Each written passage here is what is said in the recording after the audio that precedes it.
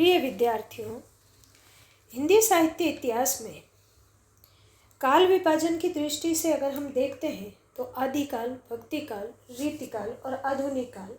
भक्तिकाल में दो प्रमुख काव्य धाराएँ थी, निर्गुण भक्ति काव्य धारा और सगुण भक्ति काव्य धारा। निर्गुण भक्ति काव्य धारा में संत मार्गी और सूफी मार्गी दो आते हैं और संत मार्गी काव्य धारा के प्रवर्तक कवि कबीर थे और निर्गुण संतों की भक्ति पद्धति में आराध्य के नाम स्मरण को बहुत महत्व दिया गया है। प्रस्तुत अंग सुमिरण को सुमिरण यानी स्मरण, याद करना। कबीर ने नाम स्मरण की महिमा बताते हुए कहा है कि केवल नाम स्मरण ही एकमात्र ऐसा आधार है जिसके द्वारा मनुष्य मुक्ति का प्राप्त कर सकता है। सारे वेदों और शास्त्रों का सार भी यही है। राम नाम ही है वो संसार में सर्वश्रेष्ठ और सर्वग्राही है। राम नाम का स्मरण करके प्रत्येक मनुष्य मात्र इस संसार सागर से पार प्राप्त कर सकता है। नाम स्मरण के महत्व को बताते हुए कबीर ने राम के नाम की स्मरण की महिमा का गान किया है और राम नाम के स्मरण के महत्व को बताते हुए कबीर कहते हैं, भगति भजन हरि नाम है, दूजा दुख अपार, मनसा वाचा कर्मणा, कबीर सुमिरण सार है। मनसा यानी मन से, वाचा यानी वाणी से, कर्मणा यानी कर्म से। कबीर दास जी कहते हैं कि प्रभु भक्ति और भजन जो कुछ भी है वह उनका नाम स्मरण ही है। इसके लिए जो अन्य साधन बताए गए हैं वे दुखों से परिपूर्ण हैं। कबीर कहते हैं मन, वचन और कर्म से प्रभु नाम स्मरण ही श्रेष्ठ है और प्रभु नाम स्मरण करके संसार सागर से पार पाया जा सकता है। आगे कहते हैं, कबीर सुमिरन सार है और सकल जंजाल, आदि अनति सब सो दिया, दूजा देखो काल। सो दिया यानी ढूंढा। कबीर दास कहते हैं एकमात्र प्रभु नाम स्मरण ही सार है, सार तत्व है और सकल जंजाल, इसके अतिरिक्त इस संसार में बाकी सब कुछ है वो सांसारिक माया जाल है। आदि अनंत सब सो दिया। वो कहते हैं कि मैंने सांसारिक साधनों का आदि और अंत, अथ से इति तक अवलोकन करके देख लिया है। दूजो देखो काल, वे काल स्वरूप विनाश कारक है। इस संसार में स्मरण के सिवाय जो कुछ भी है वो विनाशकारी है। कबीरदास जी आगे के पद में कहते हैं, पंच संगी पिव पिव करे, छटा जो सुमिरे मन, आई सूती कबीर की पाया राम रतन। कबीर दास जी कहते हैं पांचों संगी यानी पांचों इंद्रियां और छठा मन ने प्रभु के प्रिय नाम की रट। कहते हैं चातक पक्षी है वो पीव की ध्वनि करता है, उसकी भांति पांचों इंद्रियों और छठे मन ने राम नाम की है वो रट लगा रखी है। ऐसी स्थिति में कबीर अपनी समाधि अवस्था में पहुंच गए हैं और उन्हें सूती यानी साधना अवस्था, समाधि अवस्था, और उन्हें वहाँ पर राम के अतिरिक्त कुछ भी नहीं सूझता है और वो कहते हैं कि मैंने राम रूपी रतन है वो प्राप्त कर लिया है। मेरा मन सुमिरे राम को, मेरा मन राम ही आही, अब मन राम वे रिहा, शीस निवाओ काहे। कबीरदास जी कहते हैं कि मेरा मन सुमिरे राम को, मेरा मन है वो राम नाम का स्मरण करते करते क्या हो गया है, मेरा मन राम अही, राममय हो गया है, राम ही में ही रम गया है। अब मन राम वे रिया, अब वह स्वयं राममय हो गया है।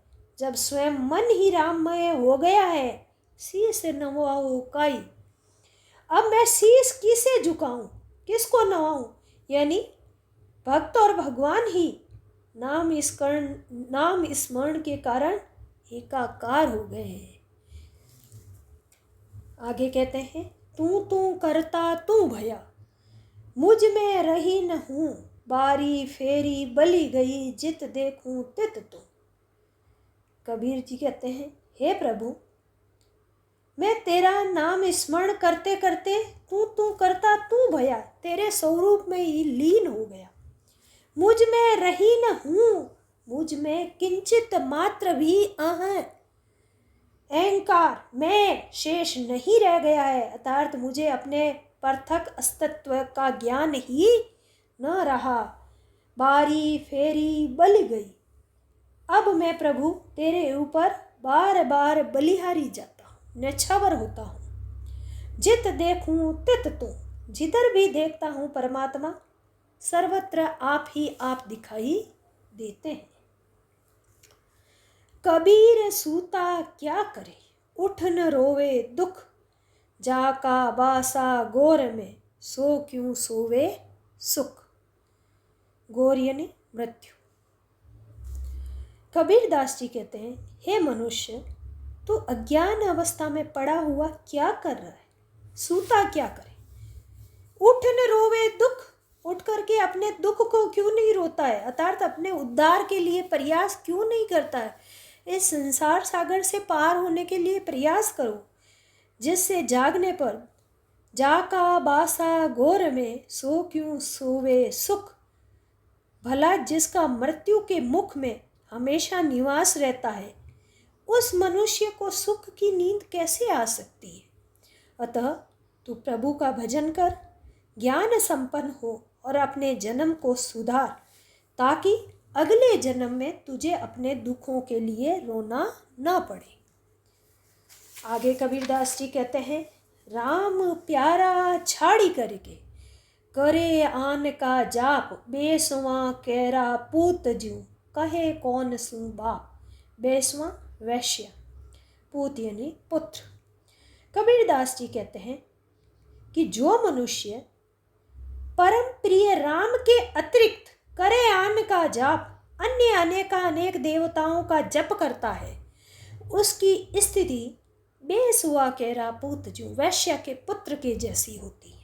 कहे कौन सू बाप, जो किसी एक को अपना पिता नहीं कह सकता। और आगे कबीर कहते हैं, लंबा मार्ग दूरी घर, विकट पंथ बहु मार, कहो संतों क्यों पाइए, दुर्लभ हरि दीदार। कबीरदास जी कहते हैं, हे संतों, हरि दर्शन अत्यंत कठिन है।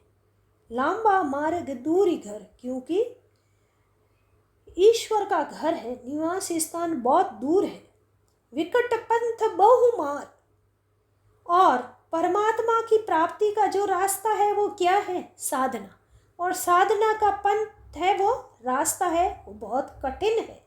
बहुमार, जिसमें काम आदि डाकुओं का बहुत भय है। कहो संतों क्यों पाइए, कि संतों किस प्रकार किया जा सकता है? दुर्लभ हरि दीदार, हरि का, ईश्वर का दुर्लभ दर्शन किस प्रकार संभव है? वह तभी संभव है जब विकट मार्ग में आने वाली जो सांसारिक विषय वासनाएं हैं उनको मार देंगे, तभी हम हरि के दर्शन कर पाएंगे। कबीर चित्त चमकिया, चहु दिस लागी लाय, हरि सुमिरन हाथू घड़ा, बेगी लेऊ बुझाए। कबीरदास जी कहते हैं, कबीर चित्त चमकिया, हृदय रूपी चकमक पत्र के कारण चारों ओर माया की चहु दिशि लागी लाय, लाय यानी अग्नि, यानी माया के आकर्षणों की अग्नि है वो लग गई है। हरि सुमिरण हाथों घड़ा, हमारे पास उस अग्नि को बुझाने के लिए हाथ में कौन सा घड़ा है? हरि स्मरण रूपी घड़ा है, बेगी लेऊं बुझाए। इन विषय वासना रूपी जो माया है उसमें हरि स्मरण नामक घड़े से जल बरसा करके हम इस विषय वासना रूपी आग को बुझा सकते हैं। अर्थात संसार जाल से मुक्ति का एकमात्र उपाय है वो हरि स्मरण है। धन्यवाद।